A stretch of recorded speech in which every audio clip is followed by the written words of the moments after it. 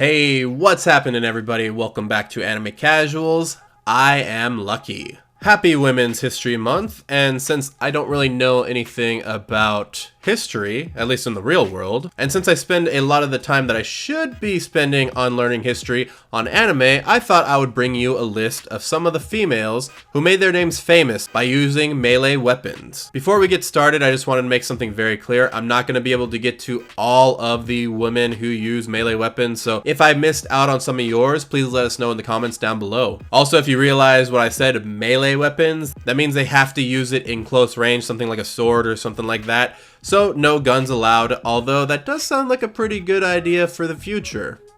Now without further ado, let's get into my top 5 female melee weapon users. At number 5, we have Sarah from Samurai Champloo. If you guys have never watched Samurai Champloo, and maybe you only know the 3 main characters, Mugen, Jean, and Fu, you probably aren't too familiar with who Sarah is. She actually comes into the anime pretty close to the end. The trio meet her as she is performing, and even though she is very graceful with her shamisen skills and her singing skills, she is blind. But don't let that fool you, she's actually an assassin sent by the shogunate to take care of the trio. She starts with Jean, who after getting split off from the rest of the team, has to take her on a bridge. Now you might be thinking, well, Jean's a pretty badass character, so he can take care of himself, right? Well, as I said before, she may be blind, but she is a tough one. She uses a spear known as a yari, and mostly fights based off of instinct. In fact, Jean is put so far into a corner that he has to actually cut down the bridge with both of them on it. Afterwards, she goes for Mugen, who she's able to defeat as well. She takes on Mugen one last time, and instead of actually taking his life, she decides to hold back at the last minute. The reason why I wanted to put her on this list is because she was one of the first antagonists that I saw where I realized that Jean and Mugen really could have ended their journey early here, and the fact that they did survive is more due to their luck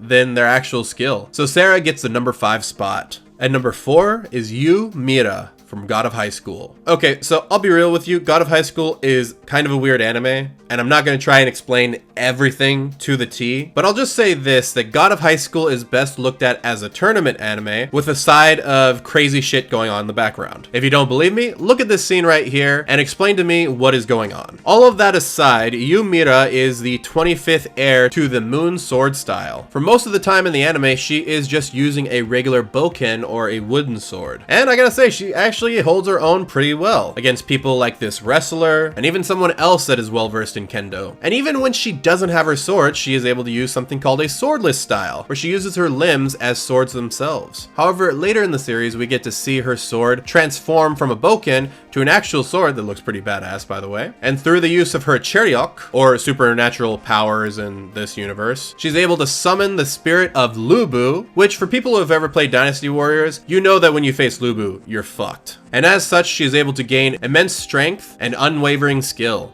She actually started off this series looking like a very cute and adorable high school girl who didn't know her way around town, but by the end of the series, you start to realize that she can hold her own against pretty much anybody. And don't you dare try and take her sword, like Jin Mori had to learn. She will come back and get it. And number 3 is Akame from Akame ga Kill. So Akame is, she's Akame.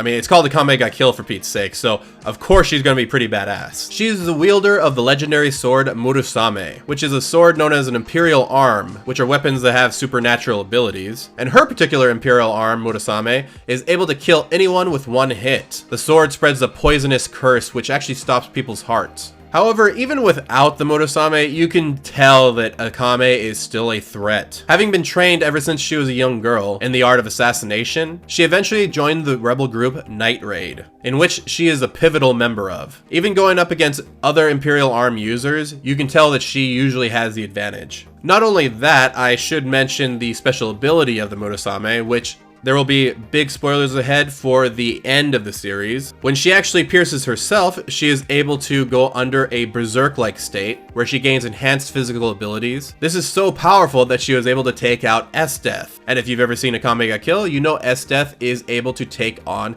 nations pretty much by herself. If there's one upside to being killed by Akame, I guess it would be that the last thing you get to see is a cute Japanese girl. So there's that. At number 2, we have Arturia Pendragon, or Saber, from the Fate series. For people who have never seen the Fate series, Saber or Arturia is the gender-bent form of Arthur Pendragon, also known as the King of Knights, and the wielder of Excalibur. During the Holy Grail Wars, 7 servants are summoned by a group of mages. These servants are heroes throughout history and even from the future, and the Saber class is known as the strongest of them all. The Saber class seems to be the most well-rounded, in the sense that Arturia can actually access things like rider capabilities, like right here where she is able to learn how to drive pretty easily, and she's able to go toe-to-toe with powerhouses like the Berserker class. Not to mention that her noble phantasm, Excalibur, is able to pretty much decimate anything in front of it. However, since it takes a long time to power that up, she's usually seen taking on people in close range. Yes, the Holy Sword Excalibur is great in and of itself.